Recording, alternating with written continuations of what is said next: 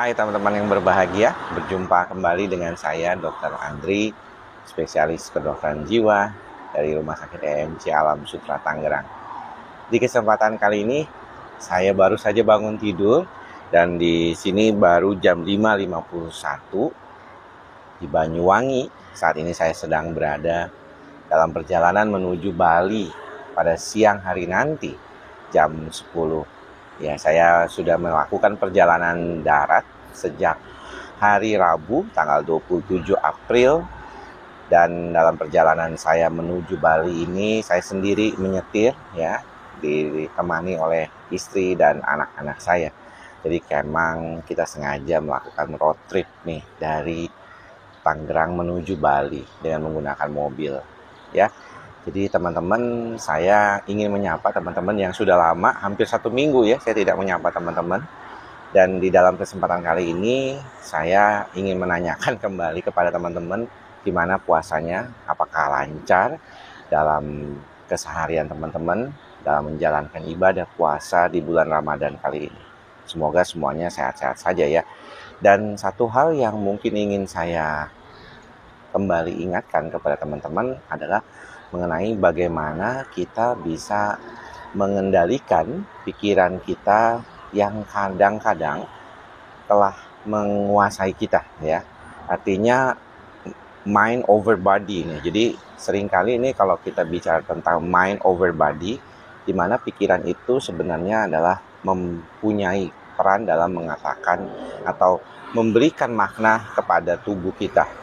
Salah satu yang paling dominan sebenarnya adalah bagaimana kita seringkali ketika mengalami suatu gejala, kadang-kadang kita langsung googling ya sekarang ini ya. Mungkin karena teknologi informasi yang begitu luar biasa ya, teknologi informasinya sangat dominan sekarang ini menguasai kita, jadinya kalau sedikit-sedikit ada keluhan langsung kepengen mencari sebab ataupun dari mana keluhan itu berasal.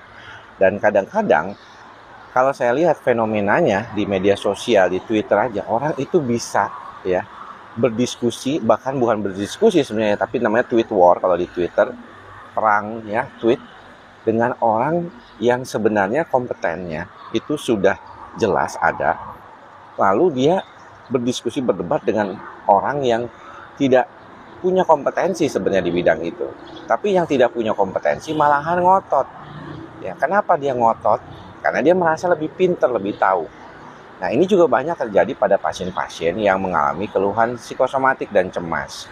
Jadi keluhan psikosomatik yang berupa keluhan badan itu seringkali jadi problem yang membuat orang itu merasa lebih tahu terhadap kondisinya daripada dokternya sendiri. Dan ini tentunya akan sangat tidak stabil, akan membuat pikiran ya.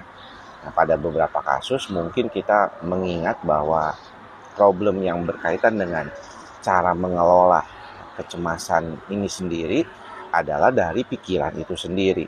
Jadi kalau misalnya pun ya teman-teman datang ke dokter jiwa seperti saya dengan keluhan psikosomatik yang sangat konsisten, tapi kemudian teman-teman membaik keluhannya dan akhirnya bukannya malah merasakan kesenangan, ada beberapa di antaranya kalau terlalu otaknya itu sangat sudah kalau kita bilang menguasai pikirannya itu, menguasai badannya itu, dia langsung bilang, jangan-jangan nih dokter ini cuma nyembuhin gejala aja, tapi dasar penyakitnya belum sembuh. Dan dia berusaha mencari lagi informasi dari berbagai macam literatur yang sebenarnya buat kita itu nggak perlu. Kenapa? Karena pada dasarnya kalau misalnya teman-teman mempercayakan kesehatan teman-teman kepada dokter itu, teman-teman percaya, maka sebenarnya tidak perlu gitu ya.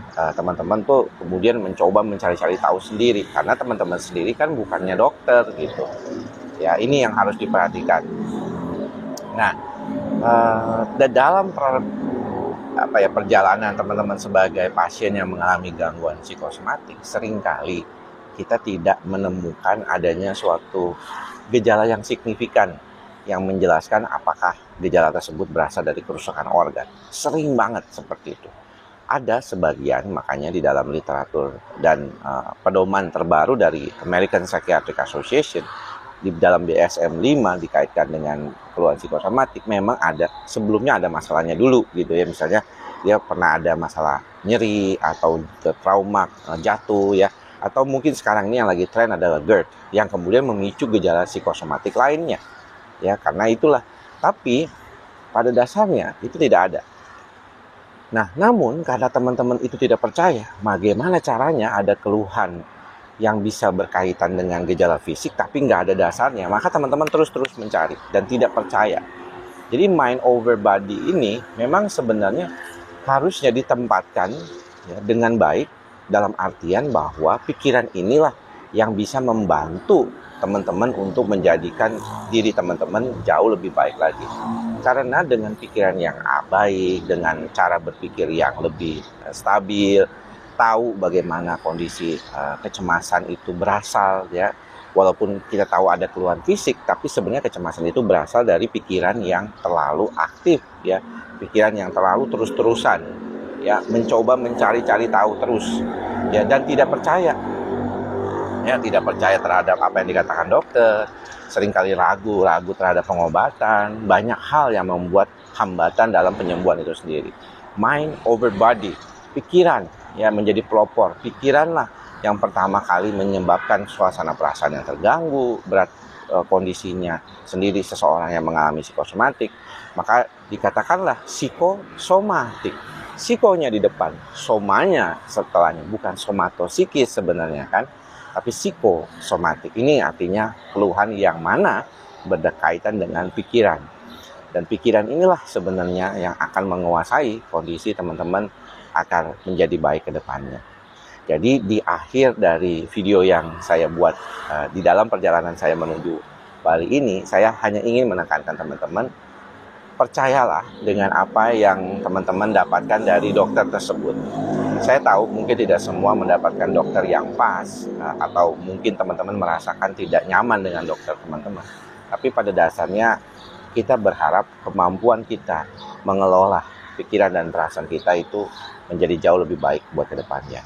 Dan saya menginginkan teman-teman itu melatih ya, pikiran teman-teman tuh untuk fokus pada upaya penyembuhan. Jadi jangan mencari-cari terus. Kalau udah ketemu misalnya kayak ada pasien-pasien yang datang ke saya, oh ya membaik nih gejalanya, keluhannya membaik, ya sudah ya, jangan terus-terusan mencari ya,